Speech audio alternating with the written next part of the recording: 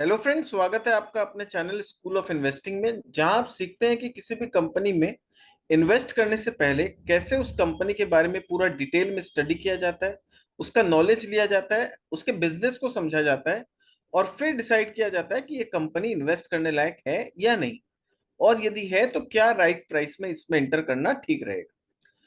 Hello friends, मेरा नाम है मनीष अग्रवाल और आज जिस कंपनी के बारे में हम डिस्कस करने जा रहे हैं, जैसा कि आप देख सकते हैं, हेल्थ केयर ग्लोबल इंटरप्राइज। ये हेल्थ केयर ग्लोबल क्या है? It is a company which is engaged in setting up and managing hospitals and medical diagnostic services including scientific testing and consultancy service in pharmaceutical and medical sector.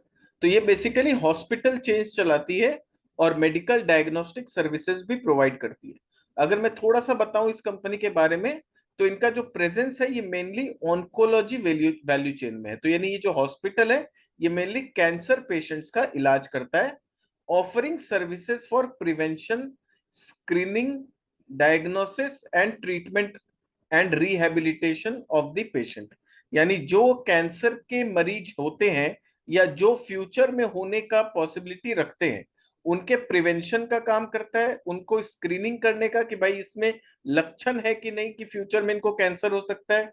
तीसरा, अगर है तो उसको diagnose करना, उसका treatment करना और फिर मरीज को दोबारा से रिहेबिलिटेट करना। ये सारा काम ये कंपनी करती है। बेसिकली ये जो हॉस्पिटल्स है उसमें ये सारे इलाज किए जाते हैं एक पेशेंट का जो कि कैंसर जिसको ऑलरेडी है या फिर जिसको चांसेस है या सिम्टम्स है कि इसको हो सकता है।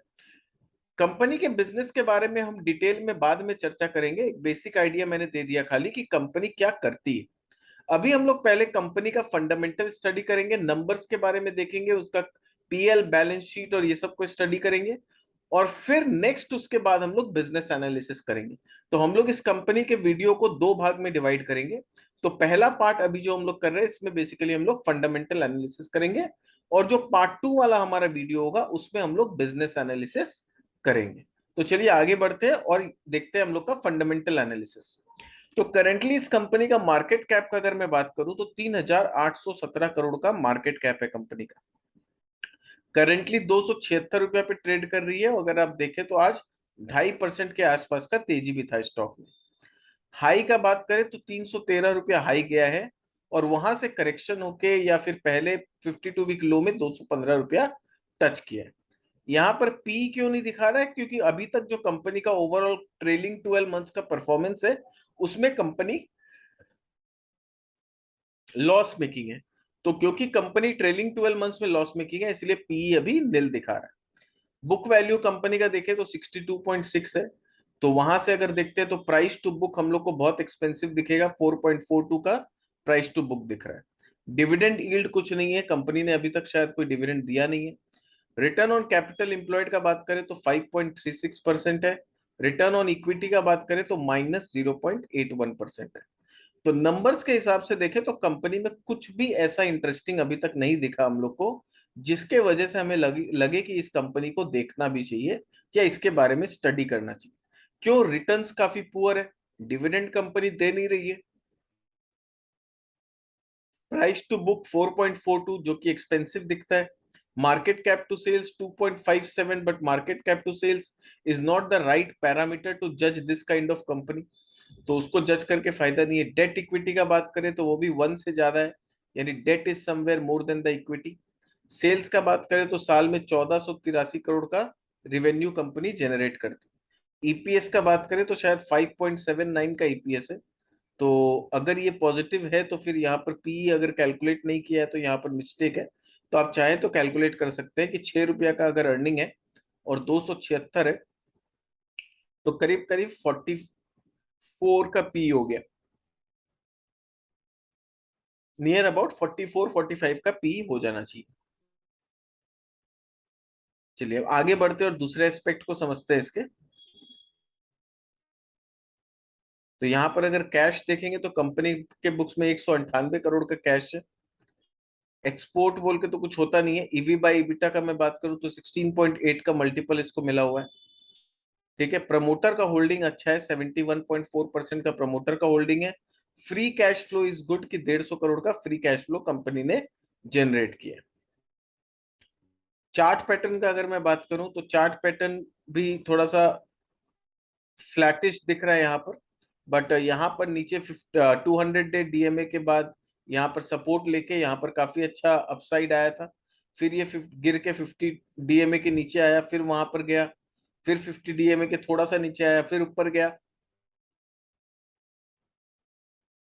और फिर यहाँ पर 200 डीएमए को सपोर्ट लेके फिर ऊपर गया था, और अभी दोबारा से हल्का फुल्का करेक्शन दिख के हल्का सा ऊपर जाने का कोशिश कर रहा है। तो कहीं ना कहीं अभी तक बहुत फ्लैटिश चला है।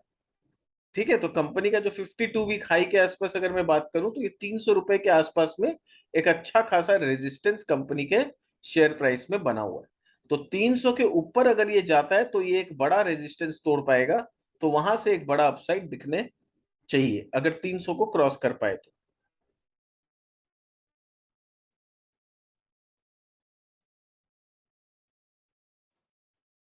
पीयर कंपैरिजन देखते हैं। अपोलो हॉस्पिटल का मैं बात करूं तो इसका पी करेंटली 69 का है। हेल्थ केयर ग्लोबल का अभी तक पी दिखा नहीं रहा है। आई डोंट नो व्हाई, क्योंकि अर्निंग पर शेयर पिछले 12 मंथ्स में अगर 6 रुपए के आसपास रहा है तो करीब करीब 42-43 का पी इसका भी बनता है। मैक्स हेल्थ केयर का 63 का पी है। डॉक्टर लाल ये तो डायग्नोस्टिक में है। फोर्टिस का बात करें तो 47 का पी है। नारायणा हरिद्वालय 38 का, एस्टर डीएम 22 का, कृष्णा इंस्टीट्यूट 35 का। पर अगर ईवी बाई इपिटा देखें तो अपोलो हॉस्पिटल का 28.8 है, मैक्स का 37.1 है, फिर फोर्टिस का 18.36 है, नारायणा का 20.29 है, एस्टर का 10.81 है, और कृष्णा का 20.53 है। Health care global is 16.85। तो कहीं ना कहीं ईवी बाई इबिटा मल्टीपल के बेसिस पे हम लोग देख सकते हैं कि इसका वैल्यूएशन ठीक है। बाकी पीयर के मुकाबले अगर देखें तो खाली एस्टर डीएम जो है वो इससे सस्ता है वैल्यूएशन में, बाकी सब इसके महंगे। इंटरेस्ट कवरेज रेशियो में देखें तो इसका इंटरेस्ट कवरेज रेशियो सबसे कम है। तो यही कारण है कि थोड़ा सा ये रिस्की बन जाता है, क्योंकि इसका डेट ज्यादा है। प्राइस टू बुक वैल्यू अगर देखें तो 4.42 का प्राइस टू बुक है, जबकि बाकी लोगों का किसी का 8 है, किसी का 9 है। खाली यहाँ फोर्टिस का कम है, 3.16 है। एस्टर डीएम का 3.5 है। तो एस्टर डीएम हर मामले में थोड़ा सा वैल्यूएशन वाइज काफी सस्ता दिख रहा है। पर ये कंपनी बहुत छोटी है। आप देखो 250 करोड़, सॉरी 250 रुपये का इसका प्राइस है। इसका रेवेन्यू कितना है देखना पड़ेगा हम लोग को, उससे आइडिया लगेगा। तो एस्टर डीएम वैल्यूएशन वाइज काफी अच्छा दिख रहा है। तो अगर पॉसिबल होगा तो एस्टर डीएम पे भी हम लोग स्टडी करके एक वीडियो बनाने का कोशिश करेंगे। बट फिलहाल हम लोग कॉन्सेंट्रेट करते हैं हेल्थ केयर ग्लोबल पे। लिवरेज देखें तो इनका लिवरेज 2.44 का है। तो बाकी लोगों में एस्टर डीएम में लिवरेज थोड़ा ज्यादा है। तो अगेन ये थोड़ा सा यहाँ रिस्की बन जाता है। बाकी लोगों का लिवरेज बहुत कम है।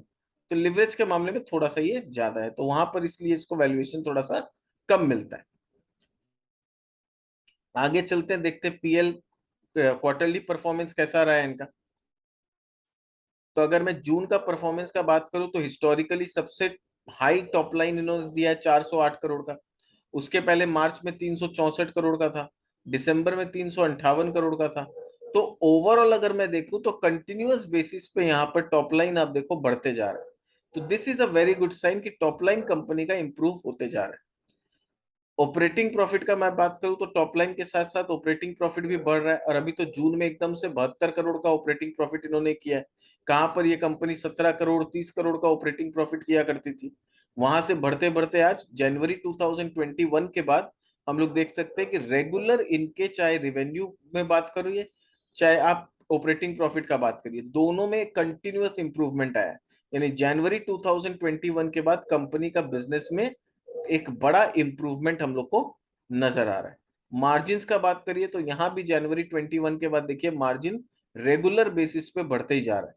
तो कुछ तो बिजनेस में ऐसा बहुत अच्छा हो रहा है पिछले ऑलमोस्ट एक साल से, कि जून 2021 के बाद से रेगुलर हर क्वार्टर में टॉप लाइन बढ़ रहा है और ऑपरेटिंग प्रॉफिट मार्जिन भी बढ़ रहा है। यानी हम लोग बोल सकते हैं कि कहीं ना कहीं ऑपरेटिंग लिवरेज प्ले आउट होना इस कंपनी में चालू हो गया। अब ऑपरेटिंग लिवरेज कहां से क्यों प्ले आउट हो रहा है, ये हम लोग अपना बिजनेस मॉडल को जब स्टडी करेंगे ना तब आपको ये पता चलेगा कि ये जो नंबर्स में ये जो चेंजेस आ रहा है वो किस वजह से आ रहा है।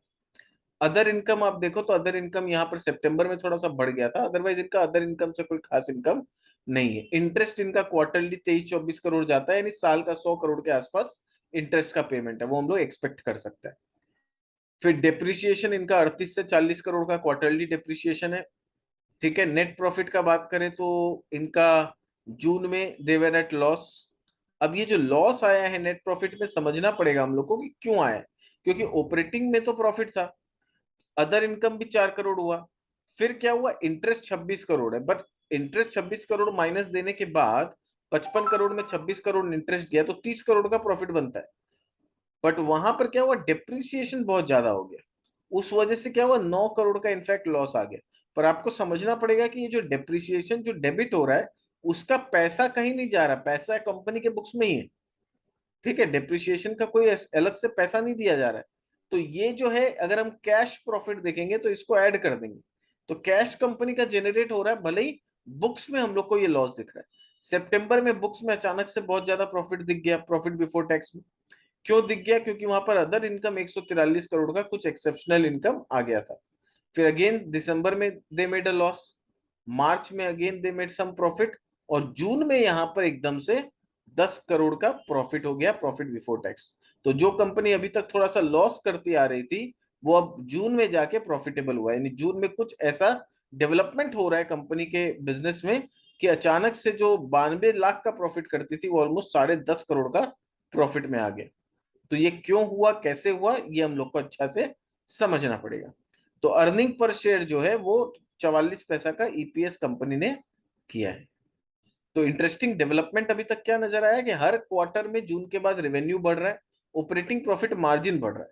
खाली दिक्कत क्या हो रहा है कि इनका डेप्रिसिएशन का खर्चा हर क्वार्टर में बढ़ते जा रहा था, जिसके वजह से प्रॉफिट बिफोर टैक्स का जो नंबर्स है वो नेगेटिव कहीं ना कहीं दिखा रहा था।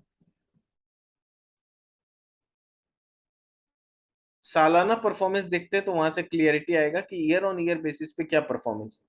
तो अगर 2016 से कंपेयर करें तो 584 करोड़ का रेवेन्यू था, वहां से 700 करोड़ हुआ, 830 करोड़ हुआ, 976 करोड़ हुआ, 1092 करोड़ हुआ। मार्च 21 में थोड़ा सा गिर गया।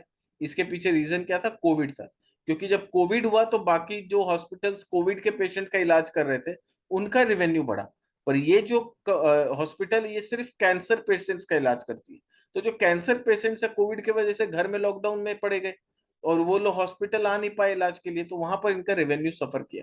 पर मार्च 2022 में देखिए, all of a sudden there is a jump, 1395, almost 1400 crore का रेवेन्यू आ गया। मार्जिन जो 12 13 14% हुआ करता था वो बढ़ के 17% हो गया। ठीक है, इंटरेस्ट साल का 100 करोड़ के आसपास इंटरेस्ट जाता है, तो अल्टीमेटली नेट प्रॉफिट जो हुआ सालाना बेसिस पे वो 39 करोड़ का हुआ। बट अगर आप ट्रेलिंग 12 मंथ्स का परफॉर्मेंस देखेंगे तो 54 करोड़ का नेट प्रॉफिट है।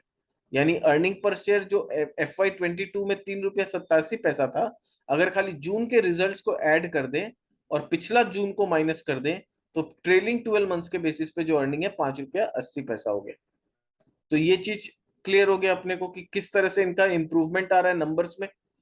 तो नंबर्स में इंप्रूवमेंट क्यों आ रहा है वो तो बिजनेस को पढ़ेंगे तभी पता चलेगा, बट फिलहाल ऑब्जर्व करना है कि क्या क्या इंप्रूवमेंट इनके नंबर्स में आ रहा है, क्यों आ रहा है, इसका जवाब अपने को बाद में मिलेगा। सेल्स ग्रोथ का बात करें तो पिछले साल 30% का ग्रोथ आया है। 3 साल का कैगर का बात करें तो 13% के कैगर से ग्रो किया है, और 5 साल में 15% का कैगर। प्रॉफिट पिछले 1 साल में 95% बढ़ा है, पिछले 3 साल में 20% के कैगर से प्रॉफिट बढ़ा है। बैलेंस शीट में आते हैं तो बैलेंस शीट में इनके पास 139 करोड़ का शेयर कैपिटल है। उसमें प्रेफरेंस शेयर है कि नहीं देख लेते हैं। नहीं, पूरा का पूरा इक्विटी शेयर कैपिटल है 139 करोड़ का। रिजर्व्स इनके पास 731 करोड़ है, पर बोरोइंग्स इनके पास 915 है। यानी इसीलिए डेट इक्विटी जो है 1 से ज्यादा है इनका। अदर लाइबिलिटीज इनके पास 433 करोड़ है। देख लेते हैं अदर लाइबिलिटीज में क्या है। अदर लाइबिलिटीज में बेसिकली ट्रेड पेएबल है 194 करोड़, एंड अदर लाइबिलिटीज में 196 करोड़ है। फिक्स्ड असेट नंबर पे आप ध्यान दीजिए, दिस इज इंटरेस्टिंग। क्यों इंटरेस्टिंग है इसको समझना बहुत जरूरी होता है, स्पेशली जब हम हॉस्पिटल सेक्टर को स्टडी करते हैं। फिक्स्ड असेट आप देखो, 508 करोड़ का था, वहां से 512 करोड़ हुआ, 528, 583, 685, 828, 970, 1646, फिर 1382, वो डिप्रिसिएशन माइनस करने के बाद, या कुछ असेट इन्होंने सेल भी किया होगा मे बी।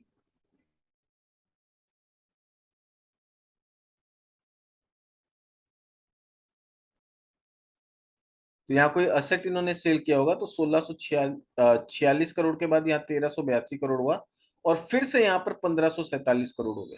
यानी जो फिक्स्ड असेट है, कहाँ पर ये 528 करोड़ के आसपास हुआ करता था 2015 में। अगर थोड़ा सा 2018 का भी बात करूं, 17-18 में ये 800 करोड़ का हुआ करता था, वहां से ऑलमोस्ट बढ़ बढ़ के 1600 करोड़ हो गया। तो अपने को क्या दिख रहा है कि कंपनी जो थी पिछले 5 साल से, 2017, 18, 19, 20, 21, ऑलमोस्ट हर साल केपेक्स किए जा रही है, केपेक्स किए जा रही है, अपने फिक्स्ड एसेट्स बढ़ाए जा रहे हैं, फिक्स्ड एसेट्स बढ़ाए जा रहे हैं। नहीं, कहीं ना कहीं इनका जो हॉस्पिटल चेन है, या हॉस्पिटल जो है, वो नंबर ऑफ ब्रांचेस ज्यादा खुलते हैं, ब्रांचेस तो नहीं बोलना चाहिए, सेंटर्स बोलना चाहिए हॉस्पिटल में। तो न्यू सेंटर्स काफी आते जा रहे होंगे।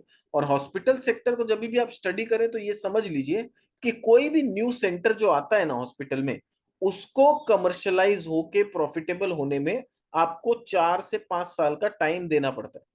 यानी पहले सेंटर खुलेगा, धीरे धीरे इलाज होना चालू होगा, लोगों में पॉपुलैरिटी बनेगा, ट्रस्ट बनेगा, फिर लोग रेगुलर बेसिस पे इस हॉस्पिटल में आना चाहेंगे, फिर वो ब्रेक इवन होगा, और उसके बाद धीरे धीरे प्रॉफिटेबल होगा। तो ये एक लंबा प्रोसेस होता है, और कोई भी नया सेंटर को 3 से 5 साल लग जाता है प्रॉफिटेबल होने में।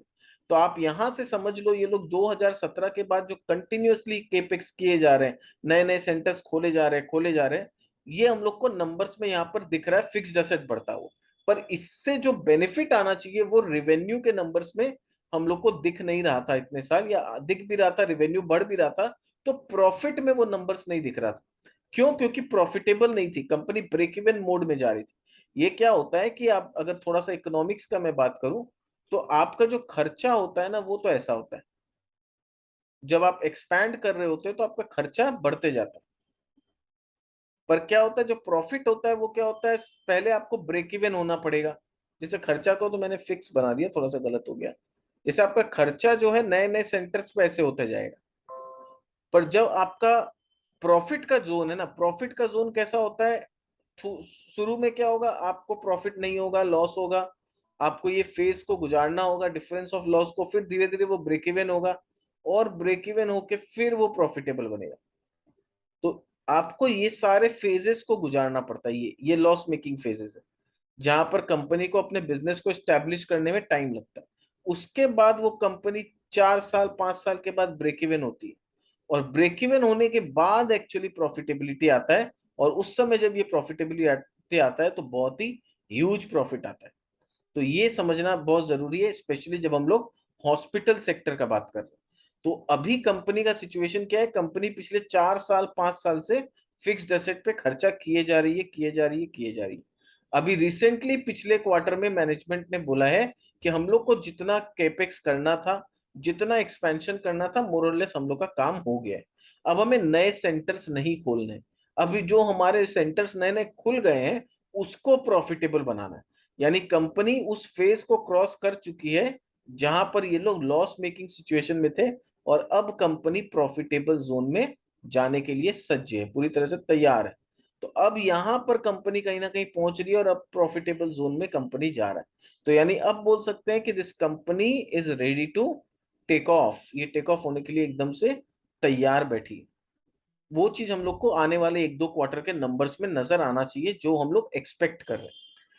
करंट वर्क इन प्रोग्रेस कुछ नहीं है, आप देखो खाली 22 करोड़ का करंट वर्क इन प्रोग्रेस है, जबकि यहाँ पर 153 करोड़ का था, यहाँ पर ऑलमोस्ट 46 करोड़ का, यहाँ 30 करोड़ का। तो धीरे धीरे देख रहे हैं कि जो नया सेंटर पे जो होने वाला खर्चा एक्सपेक्टेड है वो कम होते जा रहा है। इन्वेस्टमेंट में इनके पास 641 करोड़ है। तो यहाँ पर हम लोग देख सकते हैं कि numbers, balance sheet is quite strong, थोड़ा सा बोरोइंग्स है, पर बोरोइंग इतना ज्यादा भी नहीं है कि मैनेज ना हो सके। और अब क्योंकि नया केपेक्स ये लोग नहीं करेंगे तो नया डेट नहीं बढ़ना चाहिए। इनफैक्ट जो फ्री कैश फ्लो ये लोग जनरेट करेंगे, उससे ये लोग डेट चुकाने का कोशिश करेंगे। तो डेट जैसे जैसे चुकते जाएगा, इंटरेस्ट का खर्चा कम होते जाएगा, तो वहां से भी प्रॉफिटेबिलिटी में इंक्रीमेंट आएगा। तो अब क्या होगा, सिचुएशन थोड़ा सा रिवर्स हो रहा है। कैश फ्लो का बात करें तो 220 करोड़ का ऑपरेटिंग कैश फ्लो कंपनी ने पिछले साल किया। उसमें इन्वेस्टिंग एक्टिविटी में फिक्स्ड एसेट परचेज में कंपनी ने 70 करोड़ रुपया खर्चा कर दिया। यानी करीब करीब इन लोग 220 में 70 करोड़ अगर आप माइनस कर दो, तो 150 करोड़ के आसपास का free cash flow company generate किया है। और कुछ एक्विजिशंस इन्होंने किया है कुछ कंपनी का, जहां पर इन्होंने 119 करोड़ रुपया खर्चा किया कुछ एक्विजिशन में, कौन सा है वो जब बिजनेस को पढ़ेंगे तब समझ में आएगा। रेशियोज का बात करें तो आप सबसे अच्छा चीज है कैश कन्वर्शन साइकिल नेगेटिव है, यानी इनके पास पैसा पहले से, हॉस्पिटल में कौन उधारी का धंधा होता है, हॉस्पिटल में कोई उधारी का धंधा नहीं होता है। डेज इन्वेंट्री डेज जो थोड़ा बहुत इनका मेडिसिन या कुछ इक्विपमेंट्स पड़ा है वही है। डेटर डेज इनका 57 जो दिख रहा है, आपको लगेगा कि उधारी थोड़ी देता है, ये उधारी नहीं होता है, ये एक्चुअली बहुत सारा मेडिक्लेम्स जो होता है ना, वो सब क्लेम होके सेटल होने में थोड़ा सा टाइम जो लग जाता है, उसके वजह से ये 57 डेज दिखा रहा है। But all in all cash conversion cycle is negative, इनको कभी भी पैसा का शॉर्टेज नहीं होता, पैसा इनके पास पहले से आ जाता है। शेयर होल्डिंग पैटर्न का बात करूं तो प्रमोटर के पास होल्डिंग बढ़ते जा रहा है। आप देखो प्रमोटर का 68% हो गया था, फिर उन्होंने बढ़ा के 71 कर लिया, तो 71.42% प्रमोटर के पास है। फॉरेन इंस्टीट्यूशनल इन्वेस्टर को देखिए, अगर जून से कंपेयर करें तो 6.42 था, वहां से धीरे धीरे बढ़ा के आज 7.22% हो गया। डोमेस्टिक म्यूचुअल फंड्स का इसमें इंटरेस्ट धीरे धीरे कम हो रहा है, that is a sign of little bit of concern कि डोमेस्टिक इंस्टीट्यूशंस का इसमें इंटरेस्ट कम क्यों हो रहा है। इनके पास 9.69% हुआ करता था, जो अभी गिरते गिरते गिरते गिरते 4.55% हो गया। तो कुछ तो ऐसा है कि डोमेस्टिक म्यूचुअल फंड्स का इसमें इंटरेस्ट थोड़ा सा कम हुआ है। पब्लिक का इसमें होल्डिंग धीरे धीरे बढ़ रहा है, 13% का होल्डिंग हुआ करता था, जो बढ़ते बढ़ते 16 साढ़े 16% हो गया। तो कहीं ना कहीं पब्लिक के हाथ में शेयर्स बढ़ते जा रहा है, डोमेस्टिक म्यूचुअल फंड्स वहां से निकलते जा रहे हैं, फॉरेन इंस्टीट्यूशनल फंड्स आते जा रहे हैं, और प्रमोटर भी अपना स्टेक बढ़ा रहा है। तो काफी कंफ्यूजिंग सिचुएशन है कि भाई प्रमोटर, क्योंकि प्रमोटर जब स्टेक बढ़ा रहा है तो डेफिनेटली कंपनी में कुछ तो अच्छा हो रहा है कि प्रमोटर अपना स्टेक बढ़ा रहा है। But at the same time हमारे डोमेस्टिक म्यूचुअल फंड भी इतने बेवकूफ तो नहीं है कि वो लोग, अगर कोई कंपनी में बहुत अच्छा ग्रोथ होने वाला है तो वो लोग अपना स्टेक हर क्वार्टर धीरे धीरे कम कर रहे हैं। तो मे भी कोई रिडम्पशन प्रेशर आया है कि क्या आया है, समझना पड़ेगा कि क्यों ये लोग कम कर रहे हैं। बट फॉरेन इंस्टीट्यूशंस भी अपना होल्डिंग बढ़ाया है, पब्लिक के पास तो बढ़ रहा है। पब्लिक के पास जब बढ़ता है तो वो थोड़ा डेंजर साइन होता है। देखते हैं पब्लिक में कोई मार्की इन्वेस्टर है क्या। एचडीएफसी लाइफ है, गोपी चंद मालपानी जी है, जफर अहमदुल्ला है, तो ये लोग तो पहले से उतना ही है। तो ऐसा कोई बहुत बड़ा मार्की इन्वेस्टर का नाम यहाँ पर हम लोग को नहीं दिख रहा है। तो इंटरेस्टिंग होगा बिजनेस मॉडल को समझना, क्योंकि ये लास्ट में शेयर होल्डिंग पैटर्न थोड़ा सा कंफ्यूज कर दिया हम लोग को कि क्या अच्छा है भाई, कौन यहाँ पर ज्यादा इंटेलिजेंट है, प्रमोटर ज्यादा इंटेलिजेंट है कि हमारे domestic mutual funds. I will be interested to सी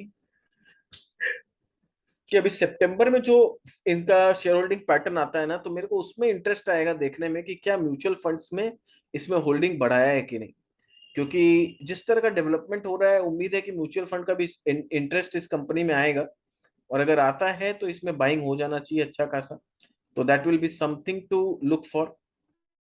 तो अभी जो हम लोग का सितंबर का रिजल्ट आएगा उसमें देखना इम्पोर्टेंट रहेगा, समझना कि क्या हो रहा है इस कंपनी में। तो this was all about the fundamentals of the company. Company के नंबर्स को हम लोगों ने अच्छी तरह से देखा, उनके वैल्यूएशंस को थोड़ा सा देखा क्या सिचुएशन है, पीयर कंपैरिजन कर लिए, इनके बैलेंस शीट पीएल और कैश फ्लो को पूरी तरह से एनालाइज किया, शेयर होल्डिंग पैटर्न्स के बारे में देखा पूरे डिटेल में। तो अभी रिसेंट अगर कोई डील हुआ है तो वो भी देख लेते हैं। जून 2022 में जो प्रमोटर है उसने 286 में कुछ शेयर्स बेचे हैं, 17,50,000 शेयर्स प्रमोटर ने यहाँ पर सेल किए। मार्च में बोमन शाली गिरीश जी ने 3,000 शेयर बेचा है, नवंबर में बेचा है। यहाँ पर प्रमोटर ने मार्च 2021 में खरीदा था, तो 46,83,000 शेयर खरीदा था, जो कि प्रमोटर ने यहाँ पर 17,50,500 शेयर यहाँ पर बेचा है। तो that is not a very good sign कि जून में प्रमोटर बेच रहा है। ठीक है, तो जून में जो प्रमोटर बेचा वो ऑलरेडी आई थिंक यहाँ पर नंबर्स में आ चुका है। ये 71.43 से 71.42 जो हुआ है वो इस सेल के कारण हुआ है। बट स्टिल प्रमोटर के पास एक अच्छा खासा होल्डिंग है, तो ऐसा कोई टेंशन का बात नहीं है कि प्रमोटर का होल्डिंग कम हो रहा है। उम्मीद करता हूँ कि आपको ये वीडियो पसंद आया होगा। अगर आपको पसंद आया तो वीडियो को लाइक जरूर करिएगा। आप पहली बार हमारे चैनल में आए तो सब्सक्राइब जरूर कर दीजिए, और अपने दोस्तों के साथ भी शेयर करें ताकि वो भी इस तरह का नॉलेजेबल कंटेंट लें। और अगर नए आए हैं तो बेल बटन दबा दीजिएगा ताकि इसका जो पार्ट 2 वाला वीडियो आएगा जिसमें हम बिजनेस एनालिसिस का काफी डिटेल में करेंगे, वो आपसे मिस नहीं हो जाए तो नोटिफिकेशन बेल और ऑल बेल को दबाने के बाद जो ऑल का ऑप्शन आता है उसको जरूर प्रेस कर दीजिएगा। ठीक है, तो ये वाला वीडियो को हम लोग यही एंड करेंगे, पार्ट 1 को। पार्ट 2 वाला जो होगा उसमें हम लोग बिजनेस को डीपली एनालाइज करेंगे कि नंबर्स तो समझ में आ गया कि नंबर्स में बहुत ज्यादा इंटरेस्टिंग अभी कुछ नहीं है, टॉप लाइन बढ़ रहा है, मार्जिन इंप्रूव हो रहा है, पर बिजनेस में ऐसा क्या क्या चेंजेस आ रहा है जिसके वजह से ये कंपनी वर्थ वॉचिंग फॉर है। ठीक है, तो मिलते हैं हमारे नेक्स्ट वीडियो में पार्ट 2 में, जहां हम इसके बिजनेस मॉडल के बारे में डिस्कस करेंगे और डिस्कशन को आगे बढ़ाएंगे। Thank you so much, bye bye.